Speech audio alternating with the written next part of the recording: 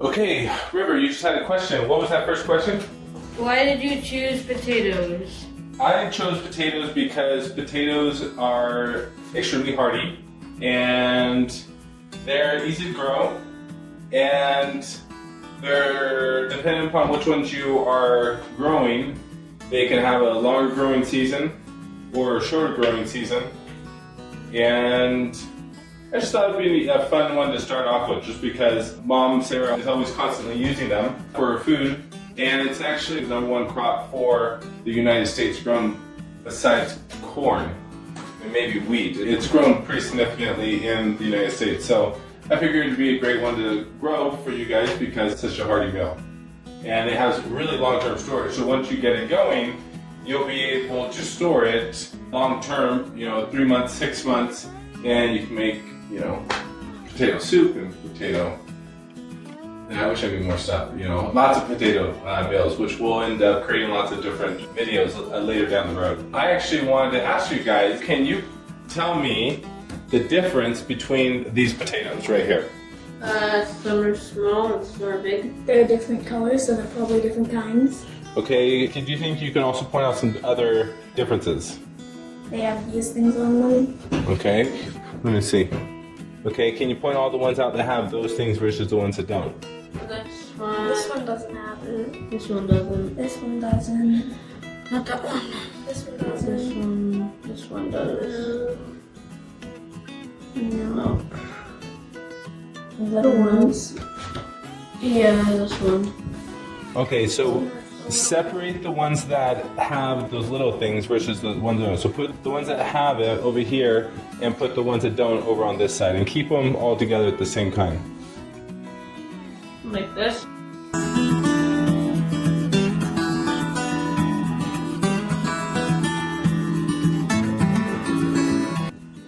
Okay, so do you think all of these have mold? That one has mold.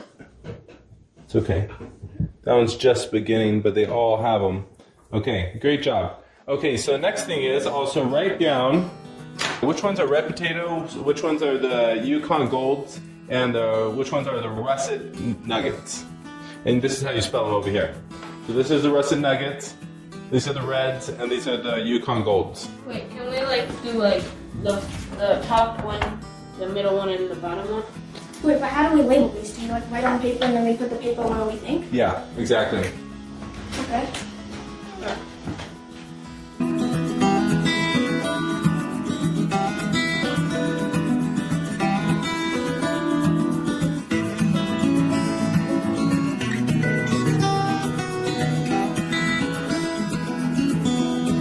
Nice job. All right. Okay, so the Yukon Golds. Which one did you guys all agreed? Wait. No.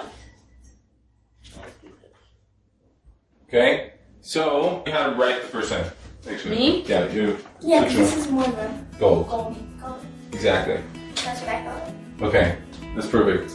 Okay, so right here, these are just some of the potatoes that are actually grown predominantly in the United States. Okay, so this series is about potatoes, and we're going to be having a number of different parts in this series, so please stay tuned and subscribe, and leave comments for anything that I might be missing, or different things that I should include in the next videos. We're going to be working all the way from the earliest stage to the last stage and circling back all the way around. Go ahead, River. How come that the German butterball, is that how you, German, isn't on here? Well, I couldn't find the German butterball over at the store when we picked them up. Remember, we're talking about surviving the first 180 days after economic shutdown. There's lots of uncertainties. We don't know what's going to happen. We have roughly above 5% of the United States unemployed right now, and we just don't know these uncertainties. So one of the most important things you need to survive is, besides water, secondary is food. So that's why in this series we're make an effort to kind of get whatever we have access to and just start growing it. And this series is about just taking specifically potatoes, and we'll be talking about a number of other fruits and vegetables later, but this series we're talking about everything about potatoes. And these were the ones we were able to go to the store and pick them up knowing that these would be easy to start growing immediately. So that's why I grabbed these, because these were the ones that are available on the shelf. Does that make sense? And most likely these will also be the ones that you'll find at Walmart, you'll find at any grocery store, organic stores. If you go over to farmers market, you'll probably have a much larger variety of potatoes. So I'm actually even going to be showing you techniques of how to even do these same techniques with potatoes you might find at a grocery store that isn't grown organically. So we're going to get into a little bit of that later. First thing I wanted to talk about was selecting your potatoes. It's kind of the first experiment with what we just did with the kids. I asked them was, what variety of potatoes are these? And they named it correctly. It was either Yukon Gold, the red potatoes, or the russets. And the difference between these potatoes, the main difference that I like to always talk to people about is whether they're determinate or whether they're indeterminate. So will you guys very quickly put a D or an I of what you think is it? I know you don't know what determinate is and indeterminate, but just put a D or an I. Go ahead and ask a question. Don't you have the organized go on there? The what? Don't you have them organized on there? Oh yeah, good point. Thank you, appreciate it. So, as you can see, the difference right here is the russets is the indeterminate and the red potatoes and the Yukon are the determinates.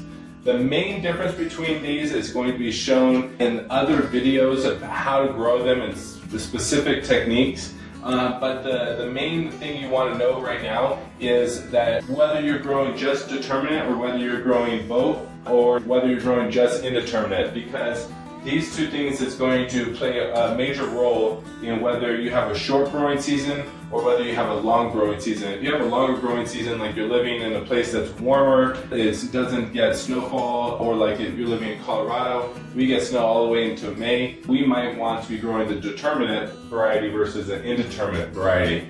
Or if you're growing in the greenhouse and in a cold environment, you might start with indeterminate as well. Go ahead. Does determinate mean a short season? It does. That's exactly what it means. In other videos, we'll talk about it more in depth, but basically, when you plant a determinate potato, right when the very beginning, it just grows. When you eat a potato, you're eating the root, basically. Okay, and so dependent upon how the root grows is whether it is going to play a factor. So the determinate, a lot of the potatoes, right when you plant it, you'll have a bush that grows above it, but it's not going to produce any more roots on the stem as the plant gets taller. So you plant it, it's going to basically produce potatoes there and below. But if you grow an indeterminate, as it keeps growing, the stem will actually keep turning and it will keep producing more roots and more roots. So you actually want to plant determinate, and the main difference is the soil depth, right? So if you have an indeterminate and it's going to be lower down and it gets colder, well, those potatoes are further away from the colder temperatures. And later, actually over here, we're going to talk about what makes the potato flower and what makes it turn back into a seed. And a potato is actually the seed of the plant. It's what you plant and it becomes the flower, and it's what you harvest and you eat. Go ahead. So, but does it produce other potatoes? It does produce other potatoes, absolutely. Go ahead. But I thought you mostly eat potatoes. Like you don't just buy a potato at the store and plant it in your mouth. Well, actually, that's exactly what you do. That's exactly what you do. Some people just Well, eat it. we've never done that. Exactly. That's what most people do. They just cook them and eat them. They never really, a lot of people really don't grow potatoes. And that's actually why I wanted to be the first one to start, because literally all you have to do is take this potato, and the potato is actually the seed of the plant. What you're holding is the seed. Oh, yeah, I know. What's right in front of you is the seed of the plant. Well, also, so technically we're eating the seed, we're eating the fruits. Exactly. Well, no. Or the root. Can you eat the outside? Like the seed is in a watermelon, the outside is what you eat, and not the seeds. Is that the same with potatoes? Well, when you say the outside, do you mean the skin? No, I mean, so the whole potato is a seed, right? Yeah. But there's nothing around it. Apple seeds are encased in apple. Okay, so every plant has its way of growing. You know, some plants, they need outer shell to protect it, and the outer shell of that seed is the skin. Oh, so the middle is the seed? Well, Kind of like the whole thing. the whole thing is the seed. Just like the outside shell of the seed it's still considered the seed. You know, like if you pick up the shell, they'll be like, oh, this is the seed. You know, yeah, there's a shell of the seed, and then there's like the inner part of the seed, where it's like, I don't know the specific name of it, but it's still considered the seed, and that right there, the potato, is considered the seed of the potato plant. Go ahead. So if you plant a potato and then you harvest the potatoes from the plant, can you plant those potatoes? No potatoes again. Exactly. You hit it on the dot. That is also what we're going to be talking about, learning how to control that whole process to keep it as a seed, or what makes it turn into a flower. Go ahead. To produce more potatoes. So technically, could you, if you lived off potatoes and you ate them, you just ate potatoes a lot, could you buy one potato at the store and then grow a whole bunch, and then you'd have all your potatoes? That's exactly what we just started with yesterday, right? We went to the store and what did we do? Bought some potatoes. Exactly, and that's exactly why I wanted you guys to come with me yesterday, because a lot of times parents, all they do is they go to the store and they buy the seeds, but a lot of the time the kids don't know where does it all start, right? And you know where it can start. By just going to the store and you grab a potato, you can instantly start growing something, and just by planting it in the ground. Go ahead. Wait, why do we buy so many potatoes? Why do we buy so many potatoes? Well, the different ways we grow later in different part series later down the series, so please make sure to subscribe to watch the next series, probably be part 9 or 10 of this whole process. We did so many is because we're going to be doing an experiment later where we show how to keep some of these potatoes dormant so you can keep them in storage for 6 months, 8 months, so that they don't start flowering. So how do you control that? Like, how do you control so that they stay a seed? And then how do you speed up the process so that they grow faster? And then how do you, once again, harvest the seed at the very end? Keep going. If you cook a whole potato and then you take it out, can you still sprout seeds from it? No. No. Well, no, you probably couldn't. No. Especially because I'd eat it all first. So it'd be French fries at that point. We should make French fries. French fries. That'd be so good. Ooh, you know what? That will actually be one of our videos. Different kinds of French fries, like a French fry with this, a French fry with that. And we should all do a taste test. Yeah, and see which one tastes the best. That's going to be one of our videos. Make sure to subscribe so that you can watch that video as well. On different French fries we're going to actually cook later at the end of the season. Also to see the video we do tomorrow. The video we do tomorrow is going to be, oh yeah, thank you, I appreciate it. Having fun. Okay, so we figured out what is determinant and indeterminate. Determinant is, what's the most important thing to know about determinant? That it's a short season. Short season. And that the roots don't keep growing for them. Exactly, you hit it. The roots don't keep growing off the stalk of the stem, which happens in the indeterminate. And so short growing season, what does that mean by short growing season? It grows faster? Yes, and why does it grow faster? Why would it need to grow faster? Indeterminate? Or why would a plant need to grow faster? Because it'll get cold sooner. You hit it on the dot. Because the plant is going to finish off sooner. So we're starting to figure out now what potentially controls the plant, right?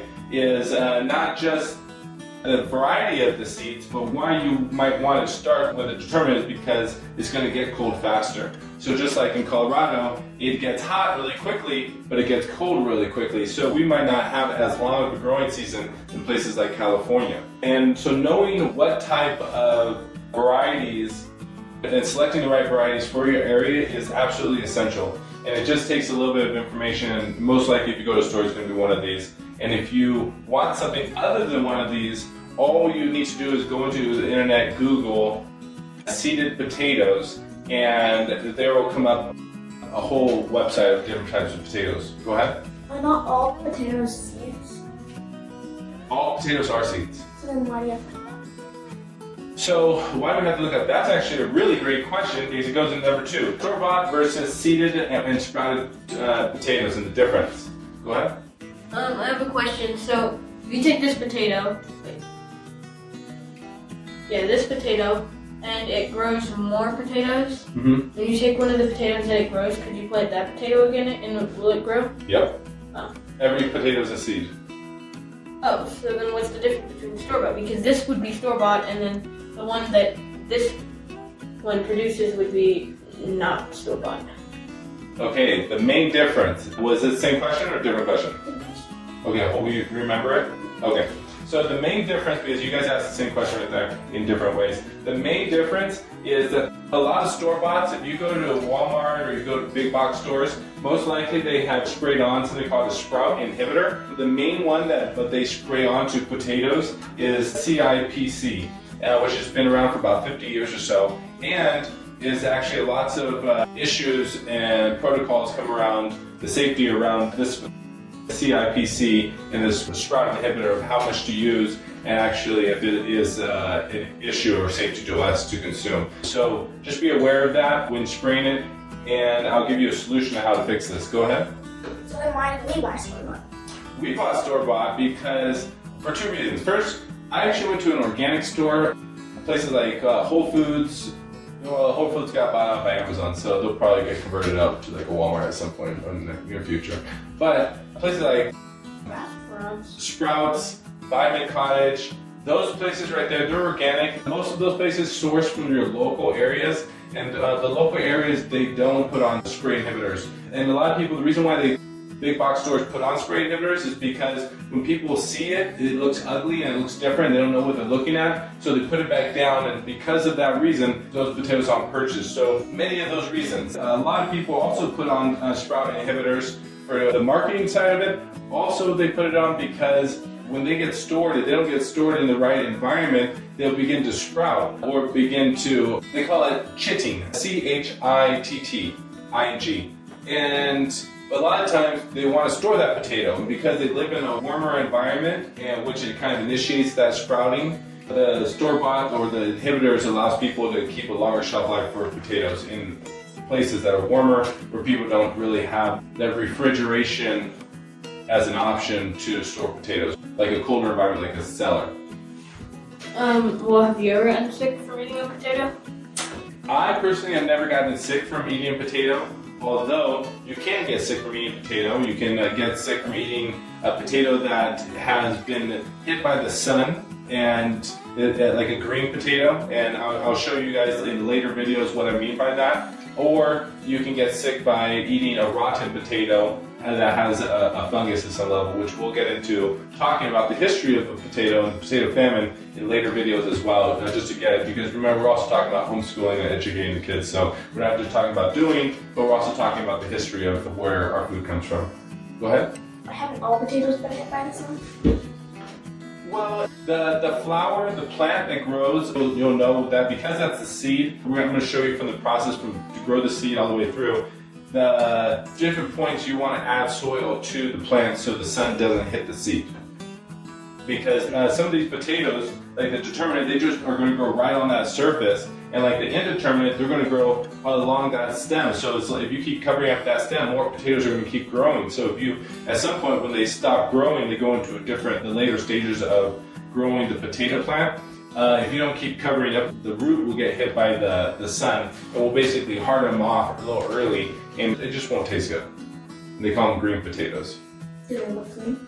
Yeah, they are. They look green. And I'll show you what that looks like later. They're unripened potatoes. Go ahead. Can you get sick from eating a potato that's like the sprout inhibitor? There's a lot of controversy around the sprout inhibitors. Have people gotten sick? You know, when you look at the amount of people, the amount of illnesses that have started to occur in the last 50 years, the only major difference is our environment. With the things we eat, the way we grow our food, and what goes into our body. Also the air and other stuff that affects us. So the illnesses that have arisen, can we connect the illnesses to these specific chemicals? They are doing many tests where they're starting to realize that there is a connection, but is there an all-out ban on them yet? No, there's not. So can you get sick? It's more of like a long-term possibility of you getting sick. Like maybe you do get cancer in life, maybe you don't. Maybe you get cancer earlier in life. Maybe you get cancer because you're smoking. Who knows? Maybe you get cancer because of this. Maybe you just die one day. You know, I mean, like, it's about understanding that these chemicals play a part in our hormonal imbalance. And our hormones affect our ability to think. And that's really where it's going to affect us. Think with being grounded and being more calm, And when you're healthier, you're thinking clearer. If you're sick, you're worried more. You know what I mean? So these chemicals play a larger part in our overall well-being and our wellness than just to get you sick. So they play a part in other parts. Even if it's just a minor part, it could affect us. Does that make sense? Mm-hmm. Okay. All right. So right here, we're talking about store-bought. A lot of store-bought places, they put a spray inhibitor on. And the product actually that I love is Drops of Balance. It's right here at the store, and it's right here on the table. Drops of Balance actually converts man-made chemicals back to sulfated minerals. So if you did buy a store-bought potato, what I would do is I would grab your potatoes that you bought at Walmart or wherever you bought it, and actually soak it with water that has been cleaned with the minerals. You would just grab a teaspoon or 2 teaspoons of that, put it in water, let the potatoes soak for 30 minutes to an hour, pull them out, let them dry out, and the Drops of Balance should help the inhibitor go away faster. The inhibitor will actually go away after about anywhere from 2 to 4 months. So if you just buy a store-bought and Walmart's all you got as an option, buy some Drops of Balance, use it. It'll actually help clean the chemicals off the plants. I'll show you other videos about how Drops of Balance works really well with even other vegetables to clean stuff off and perk it up. But if you don't, just let the potato sit for about 2 to 4 months and it'll begin to sprout. If you're not, and you want to buy a sprouted potato, then you're guaranteeing that there is no sprouted inhibitor sprayed on it. And also, if you buy a potato and you go online, there's over 4,000 varieties of potatoes worldwide. So just know if you go to the store, you're going to get a lot more options of French fries than just these 3. Okay? So just be open-minded. Okay, so if you did buy store-bought potatoes, then Drops of Balance is a great way to fix that problem. If you don't, just let it sit for 2 to 4 months, and the spray inhibitor will basically evaporate away. It's the only way, best way to describe it. It kind of just goes away because it's a chemical, and it has a shelf life or a half-life. And if you don't, then go to a website, online store, and buy a sheeted potato that has not had a spray inhibitor sprayed on it. And by doing that, you're going to open up yourself to a huge variety, because there's over 4,000 different types of potatoes that are options. Some that you can just feed to your cattle, some that you feed to your dog, you can feed to your animals, you can feed to yourself, sweet potatoes, tarty potatoes. There's a huge variety. We mainly, as the United States, grow these potatoes for taste, a little variety for taste, mostly for weight and yield, and longer shelf lives and storage lives than for really crisp potatoes. So that's why we pick it as the United States. Go ahead. Is potatoes good for dogs? Yes, actually. If you go and to the back of the dog bag, you will see there's peas, potatoes, carrots, and that's actually the majority of the food that they normally get. It's not just meat that they give. Because meat's a lot more expensive than vegetables. Go ahead. But our dog doesn't like peas, and they still eat their food. And it has peas in it. Well, I guess they can't taste it. Yeah, exactly. Okay, let's stay focused on here. Actually, that's another great video. When we harvest these potatoes, we're going to turn into some dog food. We're going to show you why potatoes are such a hearty, stable thing for you to grow in your vegetables. It is something that everything in your household can survive off of. And that's why it's actually also another main reason why I'm encouraging people to plant these potatoes. So what is a potato? A seed? It's a seed, okay. What makes the seed flower? Planting it? Planting it? What else do you think? Water. Water, okay. No, cooking it. Not cooking it, okay. So when you start off with a potato and it's a seed, affects it and makes it turn into a flower is it warms up in the growing season. And what turns that flower and hardens that flower off and ripens off the flower, it turns back into a seed. And it turns back into a seed by it getting colder again. And so it's a very beautiful process, right? You take the potato that's a seed, it stays a seed because it's staying cold. And then as it warms up, it starts to flower and becomes a beautiful flower that you just walk around the house, I mean not the house, but outside or even in the house, and it doesn't look bad at all. And then at the end of the season, that flower bulks up to its roots and produces seeds, what you harvest and eat. And that entire process is controlled by the temperature. And what controls the temperature and keeps the potato seed a seed is between 8 and 12 degrees Celsius, and that's roughly between 46 degrees Fahrenheit to about 54 to 56 degrees Fahrenheit. And if you keep your potato roughly that cold, it should stay a potato longer. Will it begin to sprout? Yes, it will begin to sprout, but it's going to be a lot slower. But if it begins to heat up, you'll see that all your potatoes begin to sprout much quicker. And I'll show you in other videos how to actually, if you don't have a refrigeration system, how to actually stop the sprouting process and to keep your potatoes from sprouting a little longer. Do you have any questions, please? What keeps the potato a seed?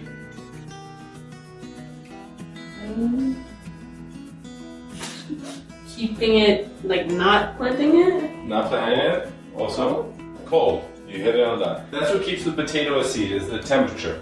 And what turns it into a flower? Planting it and it, Sun. Sun. What does the sun give off? Heat. Heat. Exactly. That's because the seed turns into a root, right?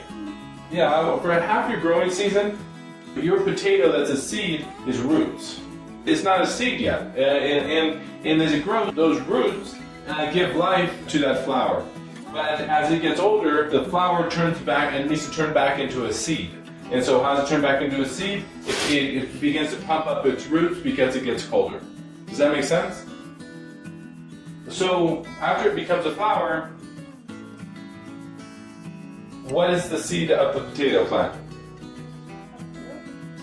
What is the seed of more potatoes? The seed of the potato is the root, and exactly like you said. And what forces the root to bulk up and turn back into a seed? Coldness? Planting it again? Like the root? The temperature. Coldness? Exactly. Two factors. The length of the flower and also the temperature. That's what's going to cut it off. So that's what controls always these two processes. Because the temperature is what controls it actually to staying a seed, right? But if it stayed warm, if this flower now became a seed and you harvested your potato and it stayed warm, what would happen? Could you repeat the question? So if you harvested the seed of the potato plant, if you harvested it and it was still warm, what would happen to that potato? Would it become green? It wouldn't become green. Would it stay a root? What keeps it a root? Cold? Cold. So if it was warm, Oh, it would not be able to. Turn back into a potato? if it was warm, it would begin to grow again and turn back into a flower. So does that make sense? So right here, once again, we go from a process of it stays a seed. What keeps it a seed? Cold. The temperature. And what turns it into a flower? Heat. Heat. Okay? And what turns it back into a potato or a root? Or what turns that root into a potato or a seed? Cold. It's cold and also the flower ripenings, because these normally harvest within about 80 days. These are about 105 days. So no matter what, that flower is going to turn back into a seed, right? At the very end. It needs to turn back into a seed so it can flower later. Does that make sense? But what keeps that seed a seed is the temperature. But if it stayed warm, then that potato plant, after a few weeks or after a month or two, would begin to grow again. Does that make sense? Yeah. It will just continue to keep growing. And these seeds, even if they just stayed in the ground, what will control it in October, November, December, January, February, March, what happens during those months? In the ground? Planting. It's turning into a flower. It's getting colder, right? It's the winter time. Right? So those seeds, because it's cold and those seeds are right there at the surface and it drops below roughly 45 degrees, they stay dormant. But then when it heats back up, those seeds begin to sprout and they begin to become a potato plant again. Does that make sense? And you're going to see this entire process. We're going to go through this whole process this growing season. Go ahead. Okay. So, the best way to learn anything is to do what? Do it? Do it, exactly. So we're going to be actually doing an experiment. The experiment is how to control the chipping or sprouting process. Go ahead. That doesn't say chipping. Yeah, CHITTING. Chitting. Oh, it said chip. Oh. How to control the chitting/sprouting process. And it's going to be our experiment. And so we're going to do 4 experiments. We're going to take some of these potatoes and we're going to put them in the refrigerator. And that's going to simulate a dark, cold environment. So what months are dark and cold environment? December, Okay, December, February, January, December, January, February, November. November. In some places there might be snow in March and April. What's this month? April. April, and it's outside, it's Snow. April 20th actually, I think. I think it's April 20th and we have snow still. We even get snow in Colorado in May.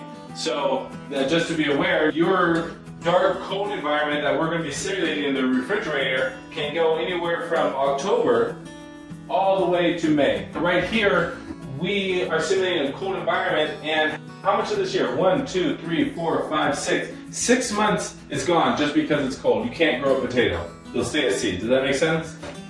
Okay, so next we're going to put a seed into an open carton, like an egg carton. Go ahead. So if cold makes it stay a seed, then we're creating an environment in which it's dark and cold. So how would it grow? Exactly. Right here, I taught you a whole bunch of stuff, but you should never believe anything I say. You should. So I should never believe that. I should believe what you say. Exactly. You should do it. You should hear what I have to say. That's being respectful. That's how you educate yourself. But how you gain wisdom is by doing it, and wisdom comes with experience. And trust also comes with repetitive experience as well. Because you're trusting the process. How do you trust anything I'm telling you right now? Did you see it? Have you seen these seeds turn into plants? Well, you don't know why. Yeah, so. Well, thank you. I appreciate that. Okay? But still, at the end of the day, we may be going into a new world where your skills of being able to have confidence in doing these things might be much more important. And yeah, that's how you do it, guys. That's by actually doing it is how you gain that education, that real wisdom in life. And a teacher could tell you all day long in school, blah blah blah blah blah. This is what happened, and yada yada. But all they're doing is just drilling stuff into your brain and brainwashing you. At the end of the day, did you know who Christopher Columbus was? Yeah. But did you meet him? No, and neither did you. Did you? Exactly. You hit it on the dot. I didn't know the guy. Yeah, You were born long ago. long ago. You couldn't have been. So you weren't on. You hit it on the dot. So all of the information about who he was, many other people got the opportunity to write their opinion of who he was before it got to me. So how do I actually know who he was? Is that guy in line with my values? Probably not. Probably not. You know, there's a lot more information coming out about Christopher Columbus sounding blue. It's not just as pretty as the song came out to be. Okay, he was a lot tougher person than actually the way we portrayed in history. So that's what I'm trying to say. In this experiment, I'm going to teach you something. What we also want to do is we want to educate ourselves by doing it. The second one is open container. And so we're going to put this container just right here on the counter. It's just going to be into the open air. And what type of environment is that going to simulate? So this is dark and cold, right? And so what's this one? This one is going to be exposed to the open air. Light, dark, and winter. Light. It's going to have light. It's going to have dark. And one of the things also happens to a seed when it's just open to the open environment. rots? Doesn't rot. It might rot. That's fresh air. It's fresh air. The thing I'm looking for is it goes through environmental changes quicker. So it gets hotter and colder faster. Does that make sense? Okay, so every day when the sun comes out, it gets warm, right? And every day when the sun goes away, it gets cold, right? So every day it's getting warmer and colder every hour. Something's changing. Whether the wind's blowing, or whether the sun's out, or the clouds are out, or whether the sun's gone, the temperature's changing all day long, right? Well, are we gonna put it outside? No, we're gonna just leave it right in the house. Because if we put it outside right now, how cold is it outside? Kinda cold, not really though. And what we could do is we can, instead of putting it in the refrigerator, what we could do is actually put this one right outside. But what if it warms up? We can show the difference. So what are the differences, right? We might actually just put one right outside actually too, as a fifth experiment to see what happens. Outside environment. Outside open air. Okay, so in the refrigerator it's going to stay at constant temperature, right? Well, unless somebody opens it. Unless someone opens it, but for the most part it's going to stay at constant temperature. In the open carton, it's going to be heating up and cooling down, but it's going to be in the house. And in the house, it normally stays pretty warm in here, right? Okay, so we're going to go back to the title of this. How to control the chitting/sprouting process. So what is the potato? It's the seed. And it grows into the flower, but the flower isn't what we want. We want the roots, but it's not. The potato hasn't grown yet when it's a flower. The potato has grown when the flower has died. That's when the potatoes are ready to harvest. And it's a very interesting process. When you understand how to sprout this seed faster, why is it a benefit to you? Why is You it? can get more potatoes instead of buying them. Okay, so over here, okay, so I'll explain it a little bit more. I missed some information earlier. Well, it could take anywhere from 2 weeks to 6 weeks to sprout the seed. Does that make sense? Do you know how like a regular seed that you see, take a couple of days? Like the seeds you sprouted over here, it took like a week or two for them to sprout, right? So for a potato, it could take anywhere from 2 weeks to 6 weeks to sprout that seed. Does that make sense? So if it takes 2 weeks versus 6 weeks, why is that a benefit? Because they'll sprout. Because they'll be ready to harvest faster. You hit it on the dot. They'll be ready to harvest faster. By learning how to control the sprouting process, why is that going to be a benefit to people that might only have a few months to grow? Because they have a short growing season. Because they'll be ready faster. They'll be ready faster. You hit it on the dot. And when you sprout the seed faster and you plant it in the ground, it's going to harvest faster because no matter what, after the seed sprouts, it's going to be ready to harvest anywhere from 85 days up to 105 days. And it might not sound like a big difference between 20 days, but like here in Colorado, it's beautiful, it's hot and gorgeous, and then right when it starts to get cold, it drops in temperature, within weeks. Within a week or two, it's already down. It goes from an average of 70 a day to down to 40 or lower. And so once again, when it gets cold quicker, you got to think about it in other situations. If you're able to access the seed, it's not going to be a big deal because the potatoes are right there in the ground. But the problem is the ground has frozen over. So it makes the process of harvesting your seed a lot harder. That's the reason why kind of comprehending and understanding when you control the sprouting process, you're going to be able to speed up when you harvest, or might even be able to harvest twice outdoors, or even harvest 6 times outdoors because you're sprouting your seeds indoor and then you're planting them 1 month apart. And by doing this, you're saving a month of the growing season, and you might be able to get maybe 2 harvests of the determinants and 1 harvest of the indeterminates, or 2 harvests of the determinants because you're staggering your planting season. Does that make sense? Do you guys have any questions around that? Okay. So, first one, we're going to put it in the refrigerator. It's going to be a dark, cold environment. Next one, we're going to have an open container right in the house. It's going to be a little bit warmer. So just like we talked about, right when it gets anywhere between 46 degrees to 56 degrees above, it's going to start sprouting. It's going to be in the right environment for the seed to sprout. And I say seed to sprout because a lot of people, they get so used to calling it potato and they're not used to thinking of it as a seed. And by me just saying it both, I hope it creates a relationship between those two words. Next, it's going to be open container, and because there is a difference, this is my hypothesis, because there is a change in the day and the night more frequently, it's going to sprout a little bit slower. And the third one, we're going to bury it in cocoa coir. And what will cocoa coir do? Give it a warm environment? Okay, it'll be a slightly warmer environment. Why?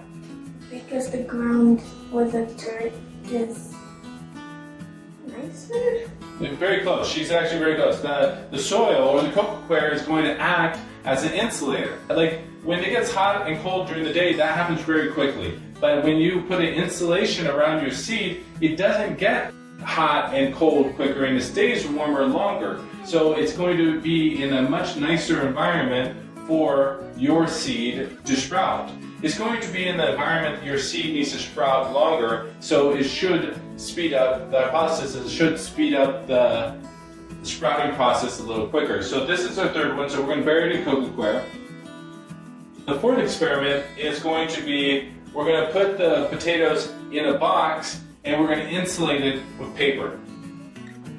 Go ahead. Are they gonna have dirt? No dirt in that one. And so what's going to be the main differences between, so these two, number 3 and number 4 are going to be insulated, right? One's soil, one's paper. But what are going to be the main differences between 3 and 4? Both are insulated, but what are the other differences? It's insulated in paper instead of soil. Exactly, and what's the difference between paper and what's the difference between the soil or the cocoa coir?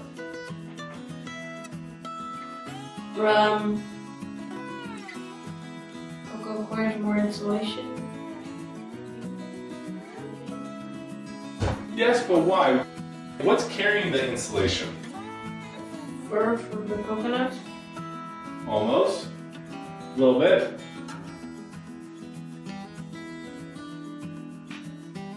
The density of it. Almost.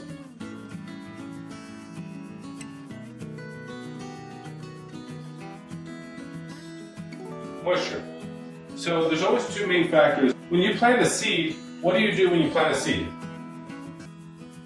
Give it water and sun. Water and heat, right? What is the sun? Heat. Heat. So what is a potato? A seed. So our hypothesis in these two experiments is if it's insulated and it has a little bit of moisture, will it make the seed sprout sooner? Versus if it's insulated and it's in a drier environment with the cardboard box and the paper. It's still warm, it's still being insulated, but where is the plant going to be gaining the moisture? Because water is life, right? If the potato is in a box with paper, where is it going to be gaining its moisture from to grow and sprout? Just it being so insulated. The air? Yeah, the air. From itself. That potato is 90% water, right? And it's storing water, mostly. So if you put that potato in a box and surrounded by paper, the only place it has for moisture is itself to grow. And because it's 90% water, it has more than enough water to grow for a while. And there's no problem with it. And because it's in a warm environment in that box, it should still grow pretty well. Does that make sense? Do you know, when do roots and plants grow? During the day or during the night? The night? During the night. Great job. Roots and plants grow at night. This is also another nice little experiment we're going to be doing. Number 2, we're going to have this one, it's going to be warmer, right? Because that's what controls the flowering process, is the temperature, right? And yes, do plants still grow? Do roots grow and plants grow in the daytime? They do, but they grow slower. Or do they grow faster, right? That's kind of the question. And so right here, this seed is going to be warmer but it's also going to be exposed to the light. This seed is going to be buried, it's going to have a little bit more moisture, and it's going to be insulated.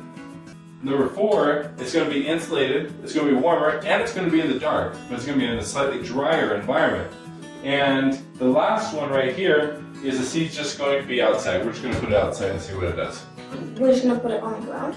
We probably won't put it on the ground, but we'll probably actually just take this seed and plant it directly into the pot right now. Because, remember, why do we want to control the sprouting process or the chitting process? Because you want to see which one grows the most efficient. Why do we want to control this process? So other people can grow them if they live in a short season? You hit it on the dot, exactly. Alright, so let's go ahead and set up all these experiments and get them set up and then we'll be done for the day.